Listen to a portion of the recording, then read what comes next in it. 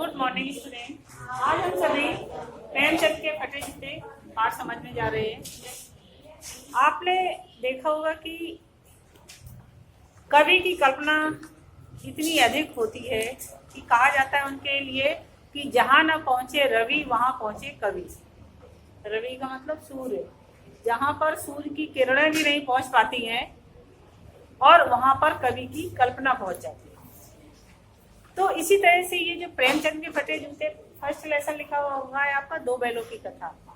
दो बैलों की कथा जो पाठ है वो प्रेमचंद ने खुद लिखा है और प्रेमचंद के जो फटे जूते पाठ है इसके लेखक हरिशंकर परसाई है। इन्होंने प्रेमचंद के बारे में लिखा है, इसको प्रेमचंद ने नहीं लिखा हुआ है। नहीं, आप है ना भूल से लेखक का या किसी का नाम पूछा जाए तो आप प्रेमचंद का ही नाम लिख दो। ये प्रेमचंद के फटे जूते पाठ है ना, हरिशंकर परसाई तो है, हाँ, उन्होंने लिखा हुआ है और देखे प्रेमचंद के बारे में लिखा हुआ है। जैसे कभी कभी आप छोटी क्लास वो लेते थे हम एग्जाम और कह देते थे कि कोई भी चित्र दिखाया और इसका वर्णन करो, तो आप लोग मुश्किल से 2, 4 या 6 लाइनें बोल पाते थे, लेकिन उसी चित्र को देख करके कवि ने इतना बड़ा पाठ लिखा और उसमें उन शब्दों का प्रयोग किया गया है जो शायद आपको पढ़ने से समझ में भी ना आते, जिनका गूढ़ अर्थ भी छिपा हुआ है उसके अंदर। तो इस तरह से एक फोटो है प्रेमचंद की, जो लेखक ने एक फोटो देखी हुई है, उस फोटो में प्रेमचंद अपनी पत्नी के साथ बैठे हुए हैं। बस उसी को देखकर जब उन्होंने उनकी वेशभूषा देखी तो उस वेशभूषा में और यहाँ तक कि उन्हें जब ऊपर से देखते हुए नीचे तक वो पहुंचे तो पाँव में जो जूता पहना हुआ था वो उनका फटा हुआ था और उस जूते में से एक उंगली भी बाहर निकल गई। उसी को माध्यम बना करके उन्होंने ये पूरा पाठ लिखा हुआ है। देखिए, प्रेमचंद का एक चित्र मेरे सामने है। पत्नी के साथ फोटो खिंचा रहे हैं, सिर पर किसी मोटे कपड़े की टोपी, कुर्ता और धोती पहने। ये उस फोटो में जैसा वो पहने हुए हैं उनके व्यक्तित्व का वर्णन किया गया है। कनपटी चिपकी है, आगे आ जाओ, हाँ यहाँ आगे, सबसे आगे आओ। हेमंत ने तो सोच ही लिया कि किसी न किसी से बात करना है, कब भले ही कोई भी बिठाए। कहाँ है किताब तुम्हारी? ये पड़ी है, वो एक तरफ पड़ी हुई है। कनपटी चिपकी है, गालों की हड्डियां उभर आई हैं, अर्थात ऐसा भी नहीं कि उनका चेहरा भरा हुआ हो, हड्डियां उनके चेहरे में दिखाई दे रही हैं और घनी मूछें चेहरे को भरा भरा बतलाती है। मूछें बड़ी बड़ी है उनकी, जैसे भारतीय किसान रखते हैं, इस तरह की एक तरह से उनकी वेशभूषा। पाँव में कैनवास के जूते पहने हुए हैं जिनके बंद बेतरकीब बंधे हुए हैं। बेतरकीब बंधे हुए ऐसा लेखक ने क्यों कहा? क्योंकि उनको भी क्रम से पिरोया हुआ नहीं है। क्योंकि आपने देखा होगा कभी कभी जूते जो लेस बांधने के लिए जो होल होते हैं उनके अंदर एक छल्ले से पड़े रहते हैं, जिसके कारण वो आराम से जो हमारे वो देखे लेस है उसमें चली जाती है। लेकिन कभी कभी जब हम जल्दी जल्दी उनको खींचते हैं तो क्या होता है, वो निकल जाती है और फिर हमें उसको उसमें उन होलों में डालने में दिक्कत आती है। तो फिर हम जल्दी में होते हैं तो क्या करते हैं, एक इसमें डाला, एक छोड़ दिया और उसमें डाल करके और ऐसे करके कैसे भी उसको कस लिया है और कस के बांध लिया। तो प्रेमचंद ने भी ऐसे ही कर रखा है। जो कोई क्रम में है ना, उनकी जो जूतों की लेस है वो किसी क्रम में नहीं पड़ी हुई, बेतरकीब बंधी हुई है। जो होल सामने आया और जिसमें वो चला गया उसी में डाल के उन्होंने बांध लिया। तो बेतरकीब है। ऐसा लगता है कि जैसे लापरवाही से उपयोग करने पर बंद के सिरों की लोहे की पतरी निकल गई है। जो हमने आपको बताया एक छल्ला सा रहता है, वो हमने इतने उसको सही तरह से नहीं यूज किया इसलिए वो निकल गई है और छेदों में बंद डालने में परेशानी होती है। अब बंद कैसे भी कस लिए जाते हैं। इस तरह से उन्होंने जूते पहन रखे हैं। लेकिन दाहिने पांव का जूता ठीक है, मगर बाएं जूते में बड़ा सा छेद हो गया है। एक जूता तो सही है लेकिन दूसरे जूते में एक छेद हो गया है और वो भी कैसा है, जिसमें से उंगली बाहर निकल रही है, एक उंगली उसमें बाहर दिखाई दे रही है और इसी के साथ उन्होंने फोटो खिंचाई हुई है। अब लेखक कहता है कि मेरी दृष्टि उस जूते पर अटक गई। सोचता हूँ फोटो खिंचाने के लिए अगर यह पोशाक है तो पहनने की क्या होगी। जैसा कि साधारण व्यक्तियों की एक मानसिकता होती है। जब हम फोटो खिंचाने के लिए जाते हैं तो हमें ये लगता है कि हमारी फोटो बहुत अच्छी आनी चाहिए, भले हम अच्छे हैं या नहीं है उससे कोई मतलब नहीं है, लेकिन हमारी फोटो बहुत अच्छी आनी चाहिए। कभी कभी इस बात को लेकर के तो देखिए झगड़ा भी हो जाता है फोटो खींचने वाली से, या तुम हमारी फोटो बिगाड़ देते हो, अच्छी नहीं खींचते हो।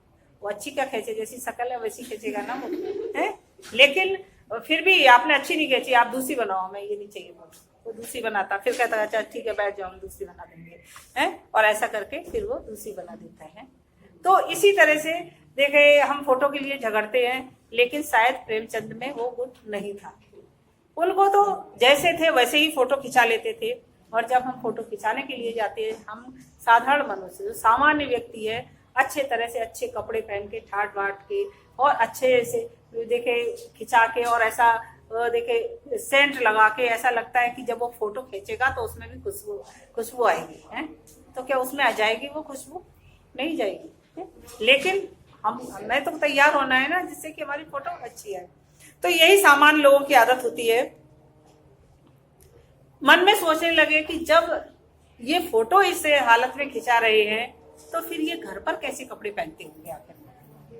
जब हम कहीं बाहर जाते हैं तब तो अच्छे कपड़े पहन के जाते हैं ना, और यदि हम बाहर ही फटे हुए कपड़े पहने हैं तो फिर हम साधारणतः ये अनुमान लगा लेंगे कि घर पर कैसे पहनता होगा ये, जब ये बाहर ही फटे हुए कपड़े पहने हुए हैं।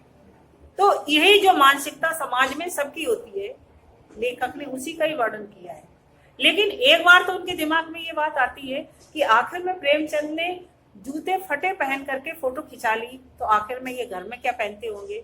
पर दूसरे ही पल उनका दिमाग बदल जाता है। क्यों बदल जाता है? क्योंकि वो सोचने लगते हैं कि ये व्यक्ति ऐसा नहीं है, अर्थात उसके अंदर दिखावे की प्रवृत्ति नहीं है। जैसा वो घर में है वैसा ही वो फोटो में दिखाई देता है। क्योंकि सबके अंदर ये प्रवृत्ति नहीं होती है कि बाहर दिखता कुछ और है और होता कुछ और है। लेकिन प्रेमचंद के अंदर ये प्रवृत्ति नहीं थी। तो वो क्या सोचने लग जाते लेखक, फोटो खिंचाने की अगर ये पोशाक है तो पहनने की कैसी होगी। नहीं, फिर सोचते नहीं, इस आदमी की अलग अलग पोशाकें नहीं होंगी, इसमें पोशाकें बदलने का गुण ही नहीं है। अर्थात ऐसा नहीं है कि वो पोशाकें बदल करके अपने आप को बहुत अच्छा दिखाना चाहते हैं। अच्छा दिखाने के लिए उनके पास क्या है, उनकी कलम।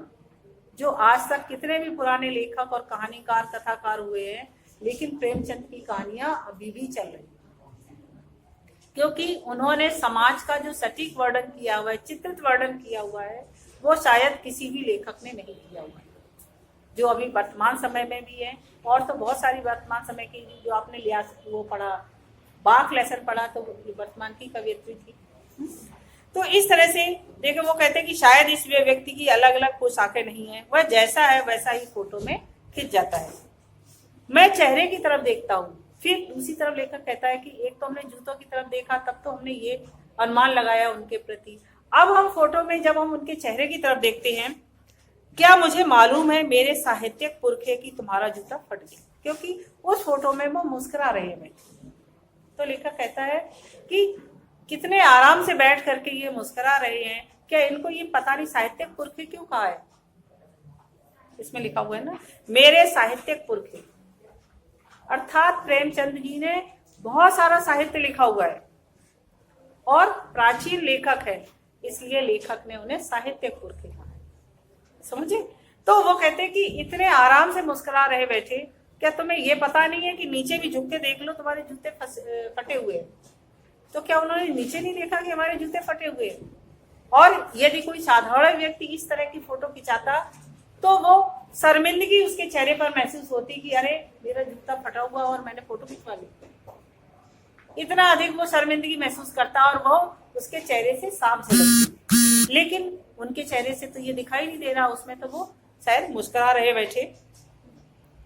मेरे साहित्यिक पुरखे की तुम्हारा जूता फट गया है और अंगुली बाहर दिख रही है, क्या तुम्हें इसका जरा भी एहसास नहीं है? जरा लज्जा, संकोच या झेप नहीं आती है? क्या तुम्हें इतना भी नहीं जानते हो कि धोती को थोड़ा नीचे खींच लेते तो उंगली ढक जाती? यदि मानी किसी कारण तुम पहन के आ भी गए थे तो थोड़ा जो धोती को नीचे खींच लेते ना, जूता दिखाई नहीं देता, फिर वो फटा है कि सही है ये भी पता नहीं चलता। तो इतना तो कर सकते थे ना, है? इतना भी नहीं किया कि धोती को भी थोड़ा नीचे खींच लेते और जूता दिखाई नहीं देता तो फटा और नया कुछ पता ही नहीं चलता कि कैसा जूता पहने हुए है। और फिर एक पांव का तो सही था, एक ही पांव का तो छिपाना था अकेला, तो उसको भी तुम नहीं छिपा पाए, तो आखिर में क्यों नहीं छिपाया? मगर फिर भी तुम्हारे चेहरे पर बड़ी बेपरवाही, बड़ा विश्वास है। फोटोग्राफर ने जब रेडी प्लीज कहा होगा तब परंपरा के अनुसार तुमने मुस्कान लाने की कोशिश की होगी। दर्द के गहरे कुएं के तल से कहीं पड़ी मुस्कान को धीरे धीरे खींचकर या निकाल करके लाई। लेखक ने ऐसा क्यों कहा कि दर्द के गहरे कुएं के तल में पड़ी हुई मुस्कान? ऐसा लेखक ने क्यों कहा प्रेमचंद के लिए? क्योंकि प्रेमचंद की आर्थिक स्थिति कभी भी सही नहीं रही, हमेशा उनके जीवन में पैसे का अभाव ही बना रहा, जबकि उन्होंने साहित्य बहुत लिखा, कहानी लिखी, उपन्यास लिखे, नाटक लिखे, लेकिन कभी भी उसके बदले उन्हें इतना पैसा नहीं मिला कि उनकी जो रोज की जो आवश्यकताएं हैं वो भी पूरी हो सके। तो ऐसा लगता है लेखक को कि जैसे इनके चेहरे पर कभी मुस्कान आती ही नहीं होगी। और जब फोटोग्राफर ने ये ना कहा होगा कि रेडी प्लीज, अर्थात उन्होंने जबरदस्ती अपने अंदर की मुस्कान को निकाल करके चेहरे पर बिखेरने की कोशिश की, क्योंकि यदि व्यक्ति सारे समय ही परेशान और दुखी है तो वो क्या मुस्कुराता हो। जबकि साहित्य वो बहुत अच्छा लिखते थे, तो शायद मुस्कुराने की कोशिश की होगी। दर्द के गहरे कुएं के तल में पड़ी कहीं मुस्कान को धीरे धीरे खींचकर ऊपर निकाल रहे होंगे और बीच में ही क्लिक करके फोटोग्राफर ने थैंक यू कह दिया होगा। विचित्र है कि अधूरी मुस्कान, और यह मुस्कान नहीं, इसमें उपहास है और व्यंग। कवि कहना चाहता है कि वो मुस्कान भी नहीं, ऐसा भी नहीं कि बहुत खुश होकर के बैठे हुए, बल्कि जो मुस्कान है वो ऐसा लगता है कि जैसे किसी की हंसी उड़ा रही हो या किसी पर या समाज पर व्यंग कर रही हो।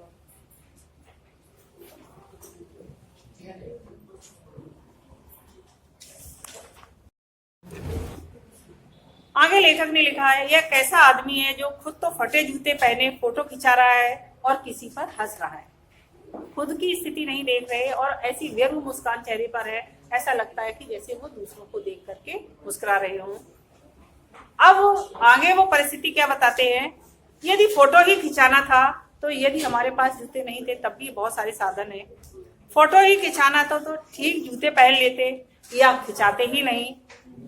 फोटो ना खिंचाने से क्या बिगड़ता है, यदि नहीं खिंचाना था तो मत खिंचाते, लेकिन यदि खिंचाना ही था तो किसी से जूते मांग लेते। पर वो सोचते शायद पत्नी का आग्रह रहा होगा और तुम अच्छा चल भाई कहकर बैठ गए होंगे। मगर यह कितनी बड़ी ट्रेजेडी है, कितनी बड़ी ट्रेजेडी है कि तुमने ये भी नहीं देखा कि हम पहने क्या हैं, किस तरह के हैं, और पति का आग्रह मान करके तुम फोटो खिंचाने के लिए बैठ गई। ये लेखक का अनुमान है क्या वास्तविकता ये पता नहीं है।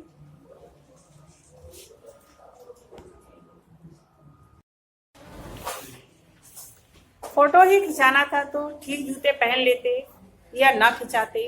फोटो ना खिंचाने से क्या बिगड़ता था, शायद पत्नी का आग्रह रहा होगा और तुम अच्छा चल भाई कहकर बैठ गए होगे। मगर यह कितनी बड़ी ट्रेजेडी है कि आदमी के पास फोटो खिंचाने को भी जूता नहीं है।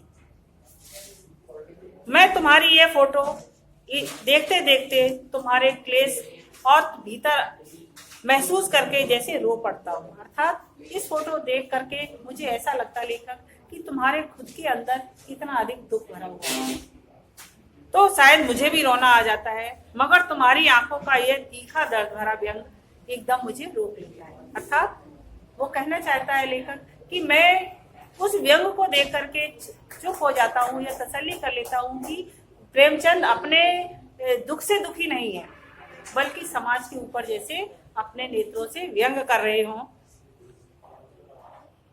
साधारण जो समाज के साधारण व्यक्ति हैं उनके क्या विचार होते हैं फोटो के प्रति, लेखक ने लिखा हुआ है।